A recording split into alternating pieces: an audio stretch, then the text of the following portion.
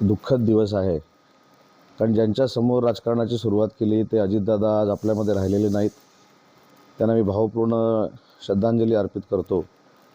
परंतु माझे आणि त्यांचे संबंध हे राजकारणाच्या पलीकडचे होते. एकच फोटो मी आपल्याला दाखवतो. या फोटोमधून तुम्हाला कळेल की माझे आणि अजितदादांचे हे संबंध काय होते. अनेक वेळा ते माझ्यावर रागवायचे देखील.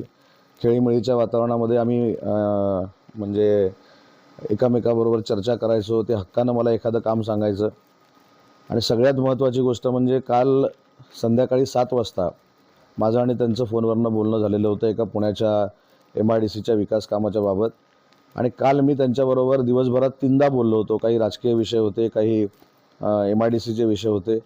आणि आज सकाळी ज्यावेळी ही बातमी कळली त्यावेळी खरोखरच प्रचंड धक्का मला पण बसलेला आहे. कारण माझ्या राजकीय जीवनाच्या सुरुवातीमध्ये अनेक वेळा अजितदादांनी मला सहकार्य केलं. अजितदादांनी मला पाठिंबा दिला. पवारसाहेबांच्या नेतृत्वाखाली काम करत असताना अजितदादांनी जे महाराष्ट्र फिरण्याची मला पूर्वी संधी दिली होती त्याच्यामुळेच माझा चेहरा महाराष्ट्रामध्ये ज्ञात झाला. त्याच्यामुळे अशी व्यक्ती 25 वर्षात ज्याने मला सहकार्य केलं, पाठिंबा दिला, आउट ऑफ द वे जाऊन मदत केली, अशा नेत्याचं आज निधन झालं आहे. हे फार दुःखद बाब आहे. ईश्वर त्यांच्या आत्म्याला शांती देवो आणि त्यांच्या पूर्ण पवार कुटुंबियाला हे दुःख पचवण्याची शक्ती देखील परमेश्वरानं दिली पाहिजे, एवढीच माझी परमेश्वराचरणी प्रार्थना आहे.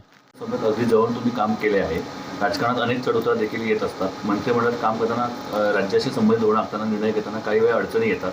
अशा वेळेला कोणता निर्णय घेताना अजित पवारांचा पाठिंबा कसा असेल त्यावर एखादी आठवण? नाही, अजितदादांचं नेतृत्व हे रोखठोक नेतृत्व होतं. ऑन दी स्पॉट काम करणारं नेतृत्व होतं. 25 वर्षामध्ये संघटनेमध्ये देखील त्यांनी मला काम करण्याची संधी दिली होती.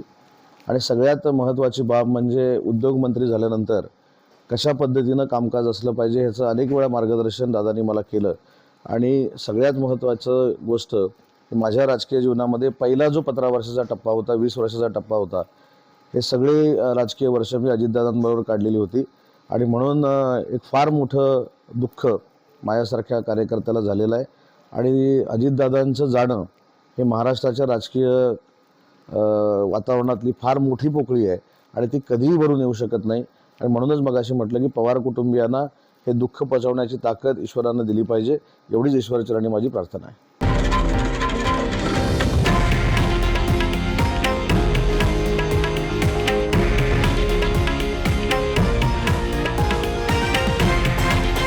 हे आहे देशातील नंबर 1 न्यूज नेटवर्क आणि आपण पाहत आहात TV9 मराठी, एकमेव.